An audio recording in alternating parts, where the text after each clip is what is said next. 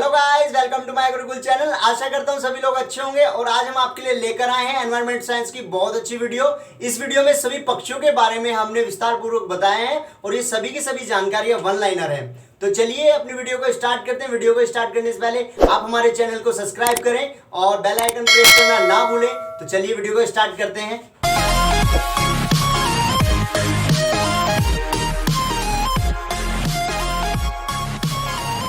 पक्षियों के बारे में जानकारी। कलचिड़ी, इंडियन रोबिन। कलचिड़ी का दूसरा नाम है इंडियन रोबिन। कलचिड़ी के घोंसले में पौधे की नाजुक टहनी, जड़ें, ऊन, बाल, रुई सब बिछा होता है। जो कलचिड़ी का घोंसला होता है उसमें जड़ें, ऊन और के बाल और रुई सब कुछ बिछा होता है। कलचिड़ी की चोंच अंदर से लाल होती है। कलचिड़ी छोटे छोटे कीड़े खाती है, उसकी चोंच अंदर से लाल होती है और वो छोटे छोटे कीड़े भी खाती है। कौवे के घोंसले में लोहे के तार और लकड़ी की शाखाएं जैसी चीजें होती हैं। जो कौवे का जो घोंसला होता है उसमें क्या क्या होता है, लोहे के तार होते हैं, शाखाएं होती है लकड़ी की। और देखो नाम ही यहाँ पे कोया है तो इसलिए उसके घोंसले में क्या होगा, लोहे के तार और लकड़ी की शाखाएं ही होंगी। कोयल की बात करते हैं। कोयल अपना घोंसला नहीं बनाती है। कोयल कभी अपना घोंसला नहीं बनाती है। कोयल कौवे के घोंसले में अंडे देती है। कौवा अपने अंडों के साथ कोयल के अंडे भी सेता है। कभी कभी कोयल कौवे के अंडे को फेंक देती है और अपने अंडे को रख देती है। देखिए कोयल की अगर बात करें, वो कभी कभी ऐसे है कि कौवे के अंडे को फेंक देती है और अपने अंडे रख लेती है। कौवा पेड़ की ऊंची डाल पर घोंसला बनाता है। कौवा सबसे ऊंची जो पेड़ की डाल होती है उस पर घोंसला बनाता है। फाख्ता कैक्टस के कांटों के बीच या मेहंदी के पेड़ में घोंसला बनाता है। जो फाख्ता है वो कैक्टस के बीच में या मेहंदी के पेड़ के बीच में घोंसला बनाता है। गोरैया अलमारी के ऊपर, आईने के पीछे भी घोंसला बना लेती है। जो गोरैया होती है वो अलमारी के ऊपर और आईने के पीछे भी घोंसला बना लेती है। कबूतर की बात करें। कबूतर पुराने मकान या खंडर में घोंसला बना लेता है। जो कबूतर होता है वो पुराने मकान या खंडर में घोंसला बना लेता है। बसंत गोरी। देखिए बसंत गोरी एक चिड़िया है।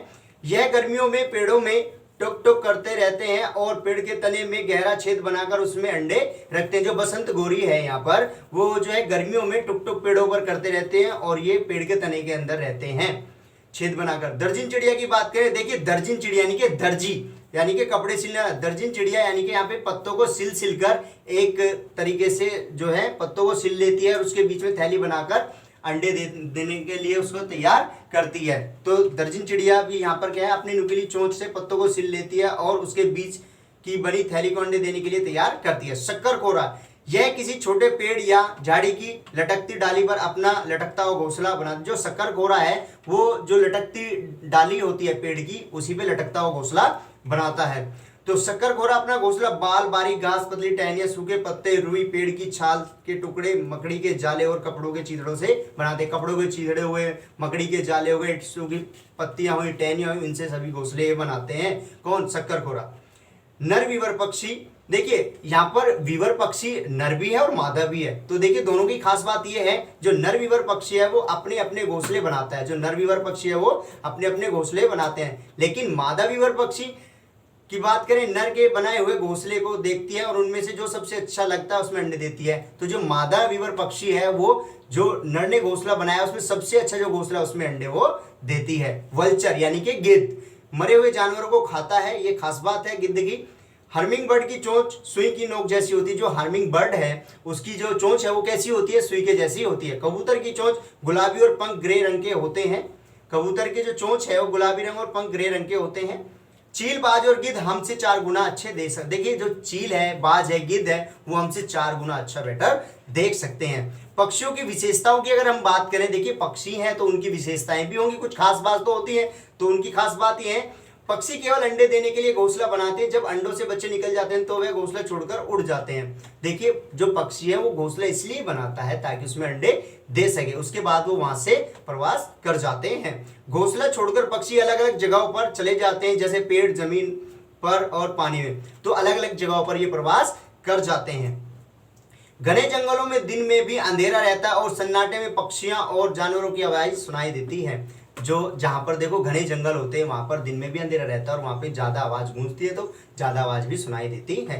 पक्षी एक ही समय में 2 अलग अलग चीजों में नजर रख सकते हैं। जब यह बिल्कुल सामने देखते हैं तब इनकी दोनों आंखें एक ही चीज पर होती है। ज्यादातर पक्षियों की आंखों की पुतली घूम नहीं सकती। ज्यादातर पक्षियों की जो पुतली है आंखों की वो घूम नहीं सकती, इसलिए उन्हें अपनी गर्दन ही पूरी घुमानी पड़ती है। वे अपनी गर्दन हिलाकर या घुमाकर ही आसपास की चीजों को देखते हैं। पक्षी जब दोनों आंखें एक ही चीज पर केंद्रित करते हैं तो उन्हें चीज की दूरी का एहसास होता है। देखिए, पक्षी जब दोनों आंखें एक ही चीज की तरफ देखते हैं तो उन्हें एक ही चीज की दूरी का एहसास होता है। आगे चलते हैं। जब पक्षी अपनी दोनों आंखें अलग अलग चीजों पर केंद्रित करते हैं तो उनका देखने का दायरा बढ़ जाता है। कहने का मतलब जब दोनों आंखों का उपयोग करते हैं तो कहीं ना कहीं उनकी आंखों का दायरा बढ़ जाता है। कुछ पक्षी अलग अलग खतरों के लिए अलग अलग तरह की आवाज निकालते हैं। जो कुछ पक्षी हैं वो आपदाएं देख के ही कुछ ना कुछ अलग अलग तरीके की आवाज निकालते हैं। चाहे बाढ़ है, चाहे भूकंप है, चाहे सुनामी, उसके लिए वो अलग अलग आवाज निकालते हैं। पक्षी कीड़ों को खाकर फलों को कीड़ों को बचाते हैं। देखिए, पक्षी कीड़ों को खाकर फलों को कीड़ों से बचाते हैं। जो पक्षी हैं वो फलों को खा लेते हैं और कीड़ों से बचाते हैं। पक्षियों के कान दिखते नहीं है, लेकिन उनके सिर के दोनों तरफ छोटे छोटे छेद होते हैं। यह पंखों से ढके रहते हैं और इन्हीं की मदद से पक्षी सुनते हैं। आशा करता हूं आपको हमारे द्वारा दी गई जानकारी अच्छी लगी होगी। अगर अच्छी लगी है तो वीडियो को लाइक करें और चैनल को सब्सक्राइब करें। Thank you for watching.